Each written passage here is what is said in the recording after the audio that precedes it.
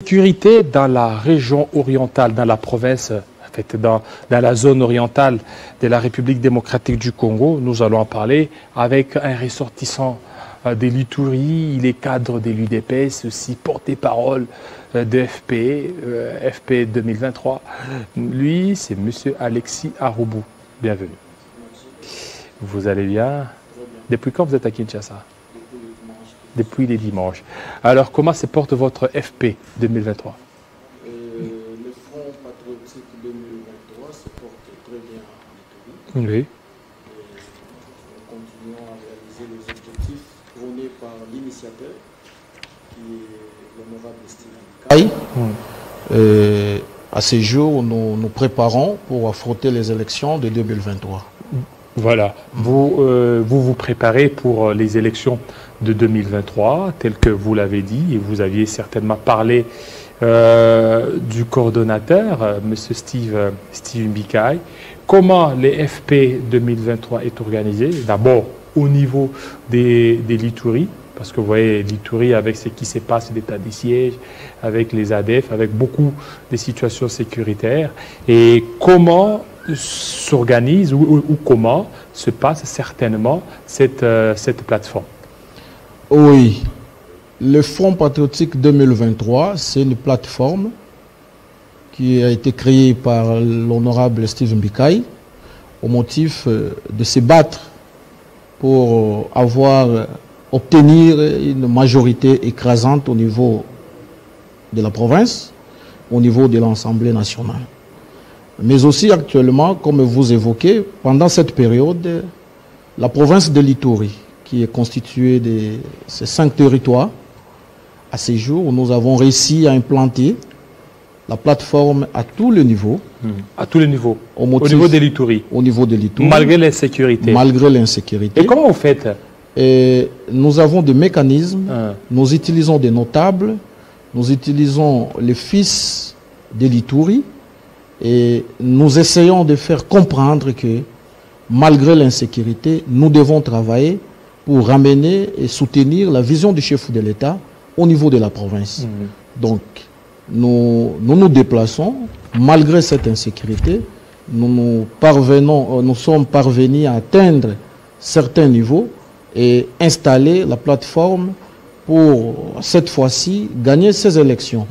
Et à ce jour, nous avons occupé les 5 territoires, y compris les Djougou, qui est en difficulté, mais aussi nous avons des représentants à ce niveau.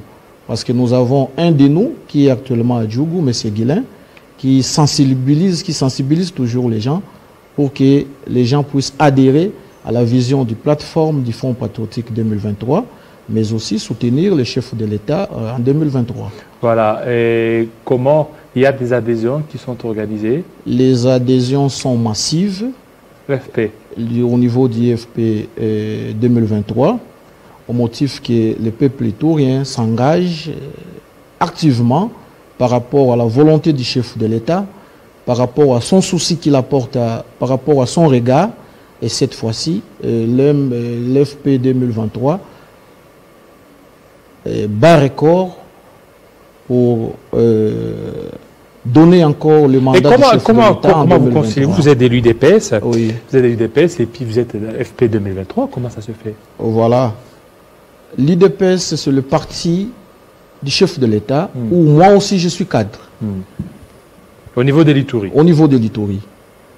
La plateforme 2023, c'est une plateforme qui a été créée pour rassembler certains partis politiques, les associations, des structures qui soutiennent les chefs de l'État à la même vision, soutenir les élections de 2023. Donc, la plateforme n'est pas un parti politique. La plateforme réunit certains partis politiques qui adhèrent à la vision du chef de l'État au motif d'obtenir une majorité écrasante à tous les niveaux. Alors maintenant, au niveau de l'Ituri, il y a l'état des sièges qui est organisé.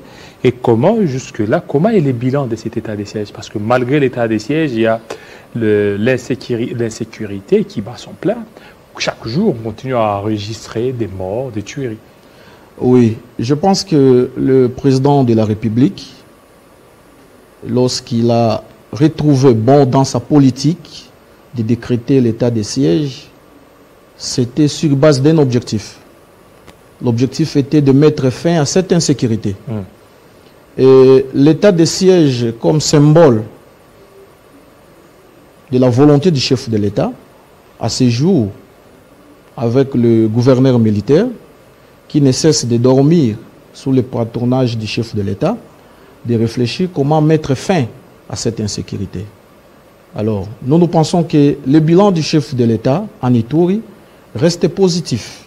Dans les soucis, le gouverneur militaire, avec les accords qui ont été signés ailleurs du pays, ces derniers temps, l'état de siège en Ituri, nous trouvons c'est trop positif parce qu'il y a des avancées significatives à tous les niveaux où les groupes rebelles ont accepté d'adhérer au programme de réinsertion, au programme de rétablissement de la paix au niveau de la province.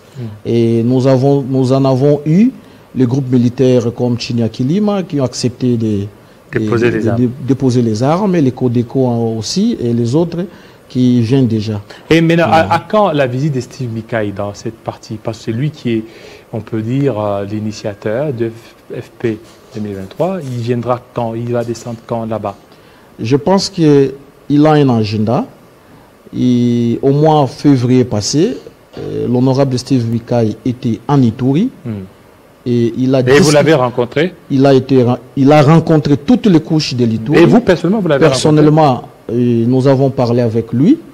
Et il a exprimé son souci. Il a exprimé la vision du chef de l'État. Il a exprimé son attachement au niveau de la province, au niveau des Ituriens. Et promettant que le chef de l'État est avec nous. Et il est en train de réfléchir jour et nuit. Donc, l'honorable Steve Mikaï, il se prépare pour le mois prochain, pour descendre en Ituri et voir comment évoluent les activités du Fonds patriotique 2023 au niveau de la province. Voilà les activités du Fonds patriotique 2023. Et aujourd'hui, comment vous apercevez l'insécurité au niveau du Nord Kivu avec l'M23 soutenu par le Rwanda et l'Ouganda? Nous pensons qu'il n'y a pas longtemps que le chef de l'État s'est rendu à Nairobi pour aller discuter autour de toutes ces questions. Et les accords signés entre l'Ouganda, le Rwanda et la RDC restent visibles au motif que le président de la République, par son souci majeur, a démontré qu'il n'a pas besoin de l'insécurité à l'est de la République. Et je pense que ces éléments restent significatifs. Et nous, de l'Est, aujourd'hui, nous observons la volonté du chef de l'État à travers son protocole d'accord. Et nos deux provinces de l'Est, à ce jour, subissent quand même une observation active qui prouve que cette volonté de ces protocoles d'accord se manifeste parce que l'M23 commence déjà à quitter et quitte notre territoire. Ça quitte l'M23? C'est ce que nous disons par rapport à l'observation passée.